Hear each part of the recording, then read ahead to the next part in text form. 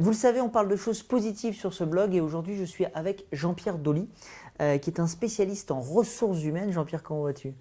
Ça va très bien, Damien, je te remercie. Alors écoute, moi, il y a une question que tu connais vraiment par cœur et je pense qu'il y a des tas de gens qui sont confrontés à ce problème, c'est le management interculturel. Déjà, est-ce que tu peux nous expliquer ce que signifie ce mot savant?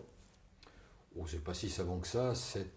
Nous sommes confrontés depuis, j'allais dire toujours, dans la nuit des temps, à des mélanges de cultures, soit de façon à recevoir un certain nombre de nationalités, d'ethnies ou de cultures différentes dans notre propre pays. Dieu sait si nous sommes un pays D'ouverture, hein, d'immigration bien sûr. historique.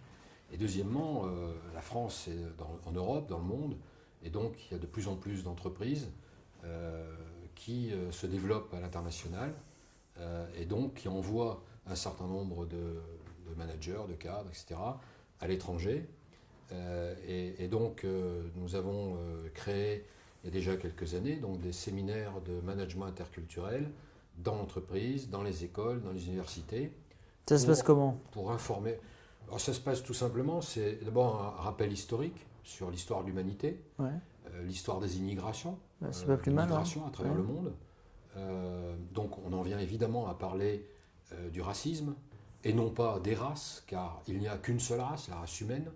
Nous venons tous d'Afrique. Les plus grandes recherches, les plus historiques recherches qu'on ait pu faire sur l'histoire de l'humanité, elles viennent, les premiers hommes qu'on ait découverts, ils sont en Afrique de l'Est, et de là sont parties toutes les autres populations. Donc voilà, on parle de ça. En ce qui concerne la France, ben, on ne peut pas nier non plus notre passé colonial, il ne faut pas le nier, il ne faut pas non plus il ne faut pas agir par excès. Il ne faut pas le nier d'une part, il ne faut pas non plus en faire trop et jusqu'à aller à s'auto-flageller ou s'auto-culpabiliser sur ce qu'on a pu faire. Il faut donner du factuel, l'information qui explique et qui justifie, donner des points de repère, des grilles de lecture aux jeunes comme aux moins jeunes sur ce sujet. Ensuite, on aborde les vraies différences en rentrant dans le concret. Oui. Par exemple, la langue, bien évidemment, ça c'est évident, mais aussi les religions, mais aussi les signes, les symboles, les gestes, les odeurs, les sons, les couleurs, les chiffres, etc. Voilà, C'est un mélange de cultures. Il y a tout un tas d'informations objectives qui sont données pour compenser le manque d'informations que l'on n'a pas et qui résout beaucoup de problèmes. Je vais donner peut-être 2 ou 3 exemples. Bah oui, vas-y, bien sûr. Lorsque j'étais chez Renault, nous avions un tableau avec toutes les voitures qui, à l'époque, portaient des numéros. R4, R6, R8, Bien R12, sûr. etc. Feu l'époque. Et nous avions la liste de tous les pays du monde. Et on constatait que chaque mois, en face de Japon et de R4, 0000. Aucune R4 vendue au Japon. Alors pourquoi, hein, moi, on se pose la question. Jusqu'au jour Ouais. où un Japonais nous dise « Est-ce que vous allez faire des R13 en France ?» Non.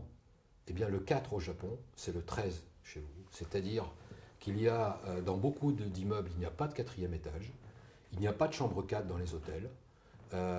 Et comme je vois d'ailleurs en France, C'est exceptionnel. des ça. hôtels sans chambre 13, parfois 12 bis, j'ai vu, ou sans étage 13.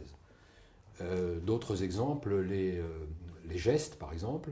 Il y a certains gestes qui peuvent dire une chose dans un pays, dans une culture, et le même geste peut avoir une signification complètement à contresens dans une autre. Un exemple, lorsque vous êtes avec des jeunes venant du Maghreb, qui ont été élevés dans la religion musulmane, il faut baisser la tête devant une autorité, qui est d'abord le père, ensuite le chef. Celui qui regarde dans les yeux est un effronté. Nous, dans notre civilisation, dans notre culture, un enfant fait une bêtise, dit « Regarde-moi dans les yeux, dis-moi la vérité ». Oui. Eh bien, Ça change totalement. voilà, Ouais. dans la culture arabo-musulmane, c'est l'inverse. Alors, un Français pourrait dire ah, ils sont hypocrites quand même, ils ne regardent pas dans les yeux. Ouais, Ben bien sûr. non, Non. celui qui regarde dans les yeux est un effronté. Celui qui baisse les yeux est une marque de respect. Donc tu etc. prends les symboles, etc. Et On ça te prend des permet symboles, des signes, des chiffres, des odeurs, etc.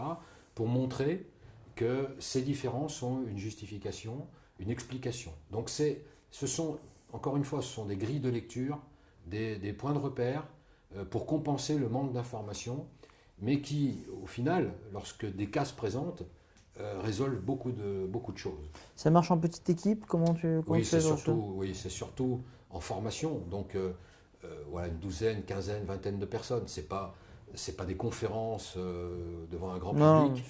Il faut vraiment le travailler. Alors, on peut le travailler à partir de cas aussi après, bien derrière. sûr, il faut que ça soit De, personnalisé. de Ouais. cas réels qu'ont Bien sûr. vécu un certain nombre de managers avec ces populations.